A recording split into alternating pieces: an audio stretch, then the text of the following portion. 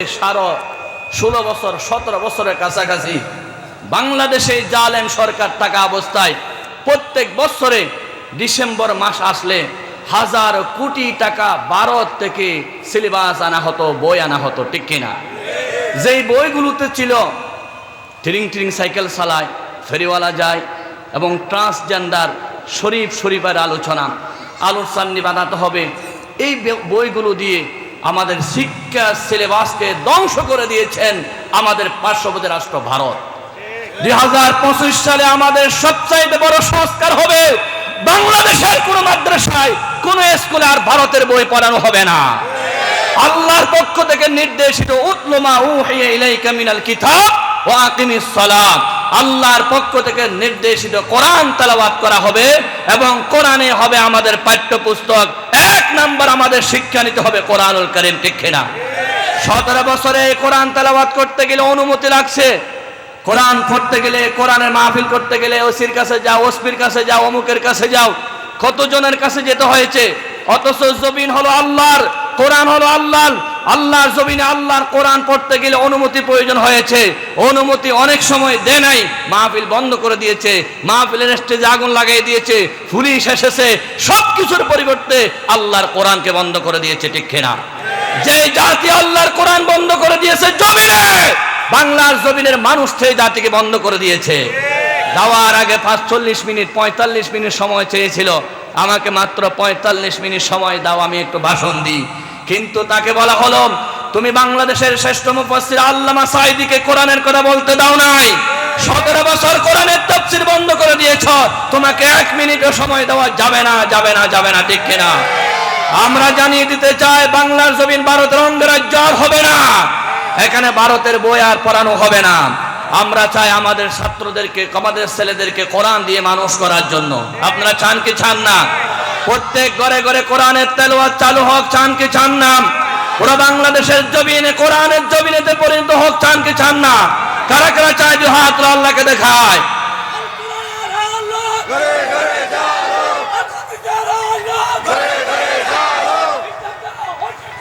আমার বন্ধুগণ 5 আগস্টের দিন বৈষম্য বিরোধী ছাত্র আন্দোলন সবাই ঐক্যবদ্ধ হয়ে বাংলার জমিন থেকে এই জালেমকে উৎখাত করে আল্লাহর কোরআনের কথা, সেখানে তারা গণভবনে স্লোগান দিয়েছিলেন, নারে তাকবীর, আল্লাহু আকবার, সুবহানাল্লাহ বলেন।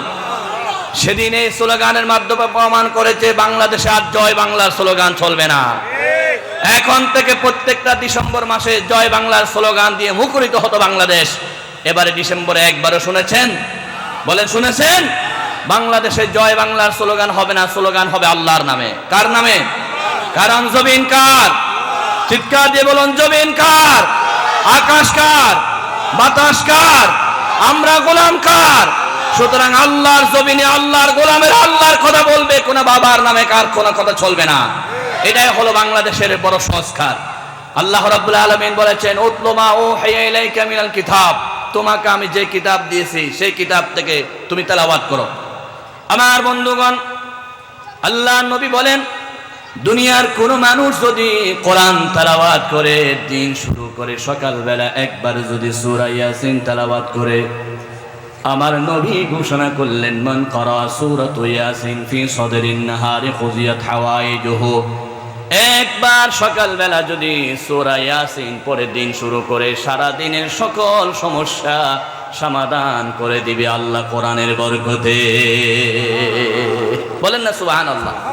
সমাধান চাও যদি জীবনে মরণে, ফিরে যাও খুঁজে নাও চোখ রাখো কোরআনে।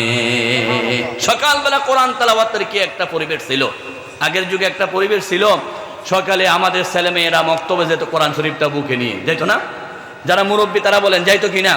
কি একটা সুন্দর পরিবেশ। তখন দান দিয়ে পড়া হতো, বছরে 1 হারি দান দিত, আর বাচ্চারা সবাই ফুরকা নিয়ে চলে যেত। আমার পুরা বাংলাদেশটা ছিল কোরআন দ্বারা মুখরিত। আমার মা বোনেরা সকালবেলা কোরআন তেলাওয়াত করে দিন শুরু করতো ইয়াসিন সূরার মাধ্যমে। ইন্ডিয়ার মাদার তেরেসা নাম শুনেছেন? নোবেল বিজ্ঞানী, নোবেল বিজয়ী মাদার তেরেসা কয়েক কোটি টাকা নোবেল পুরস্কার থেকে পেলেন। তিনি ঘোষণা করলেন, বলে যে মুসলমানরা প্রত্যেক দিন সকালবেলা কোরআন শরীফ শিক্ষা করতে যায়, আমি সেই কোরআন শরীফ বন্ধ করে দিয়ে কেজি স্কুল চালু করে দিব। তার নোবেল বিজ্ঞানী নোবেল পাওয়ার পরে যত টাকা পেয়েছে সব টাকাগুলো কোরআন বন্ধ করে দেওয়ার জন্য, কেজি স্কুল চালু করার জন্য ওয়াকফ করে দিলেন। জোরে বলুন নাউজুবিল্লাহ। আমাদের বাচ্চাদেরকে কোরআন তেলাওয়াত বন্ধ করে দিয়ে কেজি স্কুলের বই ধরাইয়া দিল। গাদা গাদা বই, একটা দুইটা নয় 10-20টা সিলেবাস ধরাইয়া দিল। এই কেজি স্কুলের মাধ্যমে আমার সন্তানরা ফুরকানিয়ায় মক্তবে যাইতো কোরআন শরীফ নিয়ে, কিন্তু কেজি স্কুলে যাই মাকে নিয়ে। সকালবেলা মা আর ঘুমে থাকতে পারে না, বাচ্চাকে নিয়ে সেখানে হাজির। সারা রাত সারাদিন মাও বেপরদা, ছেলের পিছনে পিছনে মা সময় নষ্ট। এবার মাঠে বসে বসে সারাক্ষণ স্বামীর দুর্নাম করে করে সময়টা নষ্ট করে পুরা পরিবেশটা নষ্ট করে দিল ভারতের পক্ষ থেকে এই এজেন্ডা আসছে কেজি স্কুল। সাতকানিয়ার ইসামতি এই মাদ্রাসা থেকে আমরা ঘোষণা দিতে চাই, আমরা কেজি স্কুলে আর মানুষ পাঠাবো না। আমরা সকালবেলা কোরআন শরীফ দিয়ে আমাদের বাচ্চাদেরকে মাদ্রাসায় পাঠাবো। আগে যে একটা সুন্দর পরিবেশ ছিল, আমরা বাংলার জমিনে সেই পরিবেশটা আবার ফিরে আনতে চাই। আগে কি সুন্দর দিন কাটাতাম, সকালবেলা কোরআন নিয়ে মক্তবে যেতাম। কি একটা সুন্দর পরিবেশ ছিল, সেই পরিবেশ ধ্বংস করে দিয়েছে। আমার বন্ধুগণ, ভারত আমাদের বন্ধু নয়, আমাদের কত বড় শত্রু। কিছুদিন আগে পানি দিয়ে শেষ করে দিয়েছে। গতকাল আমি ফেনীতে বিশাল মাহফিল করেছি, হাজার হাজার মানুষের চোখের পানি। ভারতের কথা বললে তারা কাঁদতে থাকে, যেই পরিমাণ পানি দিয়ে আমাদেরকে ধ্বংস করে দিলেন। ভিটামিন ক্যাপসুল দিয়ে আমাদের বাচ্চাদেরকে শেষ করে দিয়েছে, হাজার হাজার বাচ্চাকে মেরে ফেলেছে। জুড়ে বলুন নাউজুবিল্লাহ। স্টার জলসা জি বাংলা দিয়ে আমাদের সংস্কৃতিকে তারা শেষ করে দিয়েছে। শুধু তাই নয় আমার বন্ধুগণ, এই বস্তা পড়া সিলেবাস দিয়ে আমাদের শিক্ষানীতিকে ধ্বংস করে দিয়েছে। যেই জাতি শিক্ষানীতিতে দুর্বল হয়ে যাবে, সেই জাতি মাথা উঁচু করে দাঁড়াতে পারবে না। সেই জন্য আমার আল্লাহ কোরআনুল কারীমে প্রথমে নামাজের কথা বলে নাই, প্রথমে রোজার কথা বলে নাই, প্রথমে যাকাতের কথা বলে নাই, প্রথম বলেছে শিক্ষানীতির কথা। তোমার যদি শিক্ষানীতি ঠিক থাকে, শিক্ষানীতি যদি কোরআন দিয়ে হয়, সেখান থেকে চোর হবে না, ডাকাত হবে না, সন্ত্রাসী হবে না। বাংলাদেশে যত চোর চুরি করে বিদেশে বাড়ি করেছে, একজনও কি আলেম মুফতি মুহাদ্দিস আছে? বলেন আছে? বিদেশে টাকা পাচার করেছে সব কোরআন বিরোধীরা। একজনও কোরআনওয়ালা বাংলাদেশের টাকা বিদেশে পাচার করে নাই, একজনও কোরআনওয়ালা শেয়ার বাজার লুট করে নাই, একজনও কোরআনওয়ালা ব্যবসা ধ্বংস করে নাই, একজনও কোরআনওয়ালা বাংলাদেশের বাজারে আগুন লাগাইয়ে দেয় নাই। বাংলাদেশের শিক্ষা প্রতিষ্ঠান দেখেন, কি সুন্দর একটা শিক্ষা প্রতিষ্ঠান, ইসামতি আদর্শ দাখিল মাদ্রাসা, কি সুন্দর পরিবেশ। এই পরিবেশে কোনোদিন মারামারি হয়েছে? অথচ চট্টগ্রাম বিশ্ববিদ্যালয়ে মারামারি, ঢাকা বিশ্ববিদ্যালয়ে মারামারি, বুয়েটে মারামারি। আমার আব্রার ফাহাদকে মারার পরে মারতে মারতে শেষ করে দিয়ে তার উপর নাচানাচি করেছিল এই জানোয়ার জালেম সরকাররা, ঠিক কিনা? কিরকম জুলুম তারা শিক্ষানীতিতে করেছে, আমার বাচ্চাদেরকে কিভাবে তারা খুন করেছে।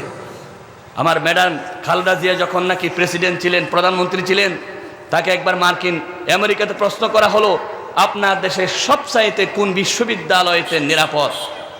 এটা 1991 সালের কথা। উনি বলছেন, আমার দেশের সবচাইতে নিরাপদ হলো দুইটা বিশ্ববিদ্যালয়, একটা চট্টগ্রাম বিশ্ববিদ্যালয় আর একটা রাজশাহী বিশ্ববিদ্যালয়। এবার ওরা গবেষণা করতে শুরু করলেন, এই দুই বিশ্ববিদ্যালয় কেন নিরাপদ বললেন ম্যাডাম খালেদা জিয়া আমেরিকানদেরকে। সাংবাদিকরা এবার তন্ন তন্ন করে সেখানে অভিযান চালান।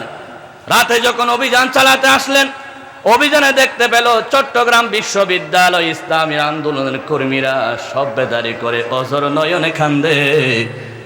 আর সাংবাদিকরা আশ্চর্য হয়ে গেল, দিনের বেলায় যারা বিশ্ববিদ্যালয়ে লেখাপড়া করে ওই সমস্ত ইসলামী আন্দোলনের ছাত্র শিবিরের কর্মীরা রাতের বেলায় রাত্রে সব বেদারি করে মসজিদে কাঁদে। আল্লাহু আকবার।